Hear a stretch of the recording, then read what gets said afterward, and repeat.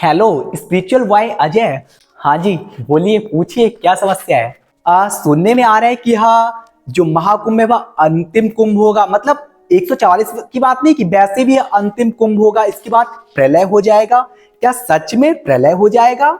हाँ हाँ, बिल्कुल बिल्कुल सही सुना है। प्रयागराज में महाकुंभ के स्नान के बाद यदि प्रलय ना हो तो बेकार है कुंभ में जाना। कुंभ में जाने के बाद तो प्रलय हो ही जाना चाहिए निश्चित रूप से। पागल हो क्या?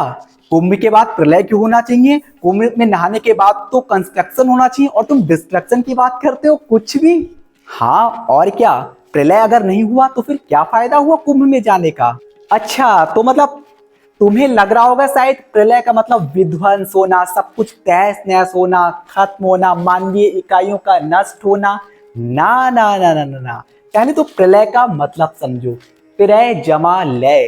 प्रय माने परमात्मा, लय माने लीन होना।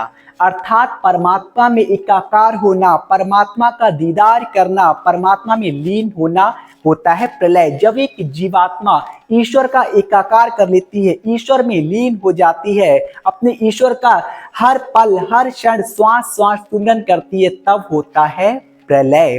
ठीक इसी तरह से बाहरी प्रलय जब होता है तो सब कुछ तहस नहस होके ईश्वर में एकाकार हो जाता है, सब ईश्वर मिल जाता है। लेकिन यहाँ बाहरी प्रलय की बात नहीं, आंतरिक प्रलय की बात हो रही है। हमारे अंतःकरण में जब ईश्वर का दर्शन होता है, जब हमारी आत्मा परमात्मा से मिलती है, तब होता है प्रलय।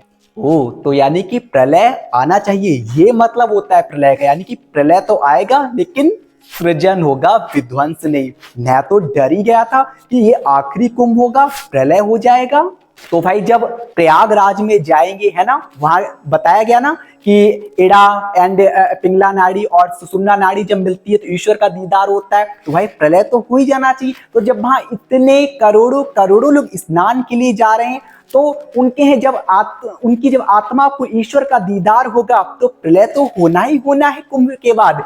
ऐसा प्रलय जहां हर एक मानवीय इकाई ईश्वर से जुड़ी होगी, ईश्वर का प्रत्यक्ष दर्शन कर पाएगी और सद्मार्ग की ओर चलेगी, विवेकपूर्ण कार्य करेगी एंड सुंदर समाज की स्थापना हो पाएगी। तो प्रलय तो होना चाहिए, लेकिन बाहर प्रलय नहीं, हमारे घट भीतर प्रलय, मानव के भीतर प्रलय होगा, जब वह दिव्य चक्षु उन्मीलित होगा। लेकिन यह दिव्य चक्षु उन्मीलित कैसे होता है? तो हमारे शास्त्र ग्रंथों में कहा गया, अज्ञान तिम्रांधस्य ज्ञानांजन शलाकया चक्षुर उन्मीलितम येन तस्मै श्री गुरुवे नमः।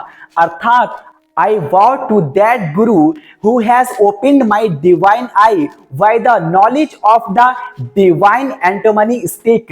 ऐसे गुरु को मेरा नमस्कार है जो अपने ज्ञान की सलाका से हमारे दिव्य चक्षु को उन्मीलित कर दे, हमारे तृतीय नेत्र को खोल दे। तब ईश्वर का साक्षात्कार हम अपने अंतःकरण में कर पाएंगे, हमारी आत्मा परमात्मा में लय हो पाएगी, मिल पाएगी, और तब होगा प्रलय। इसलिए डरने की जरूरत नहीं है कि प्रलय होगा। हाँ, प्रलय होगा, लेकिन बाहरी प्रलय नहीं, आंतरिक प्रलय होगा।